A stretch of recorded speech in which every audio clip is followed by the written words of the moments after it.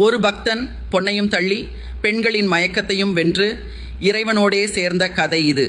இந்த வீடியோ டிஸ்கிரிப்ஷனில் போன பாகங்களோட லிங்க்ஸ் இருக்கு, மிஸ் பண்ணாதீங்க.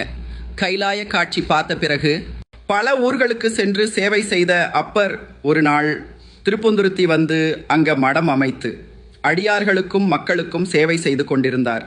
அந்த நேரத்தில் சம்பந்தர் அந்த ஊருக்கு வருகிறார் என்று கேள்விப்பட்டு அப்பர் என்ன பண்ணாருன்னு தெரியுமா? அவரு சம்பந்தருக்கே தெரியாம சம்பந்தர் வந்த பல்லக்க தூக்கி கொண்டு வந்தார். ஊர் வாசலுக்கு வந்ததும் சம்பந்தர் கேட்டார், அப்பர் எங்கே? அப்போது அடியேன் இதோ இருக்கிறேன்னு வெளியே வந்தார் அப்பர். அடுத்த நொடியில் நடந்தது யாரையும் கலங்க வைக்கும்.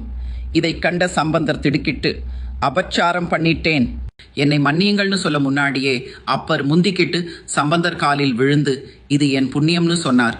அதற்கு பிறகு இருவரும் பிரிந்து அப்பர் பாண்டிய நாடு கிளம்பினார். மதுரைக்கு சென்று சோமசுந்தரேசரை கண்டு, அதாவது சிவனை கண்டு முளைத்தான எல்லாருக்கும் பெற்றொன்று பாடினார். பிறகு பல தலங்களில் சேவை செய்து கொண்டே இருந்தார். ஆனா கடைசியில இறைவன் அவரை சோதிக்க முடிவு பண்ணினார்.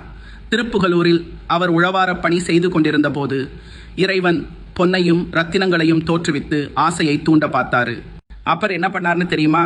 அதையெல்லாம் குப்பையா நினைச்சு தூக்கி வீசிட்டாரு. ஆனா சோதனை இன்னும் முடிஞ்சிருக்கல.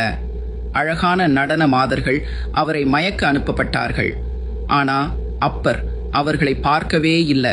ஒரு கட்டத்தில் அவர்கள் அப்பரை அணைக்க வரும்போது, என்னை நெருங்க வேண்டாம், உங்கள் எண்ணம் இங்கு பலிக்காது அப்படின்னு சொல்லி பொய்மாய பெருங்கடல் என்று பாடினார்.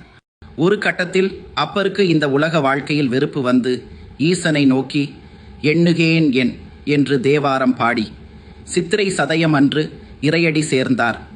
பொன்னையும் புகழையும் மாயையையும் தாண்டி இறைவனை அடைந்த இந்த வாழ்க்கை பற்றி நீங்கள் என்ன நினைக்கிறீர்கள்? கமெண்ட்ல சொல்லுங்க. இது போல இன்னும் வரலாற்று கதைகளுக்கு ஃபாலோ பண்ண மறக்காதீங்க. ஓம் நம சிவாய.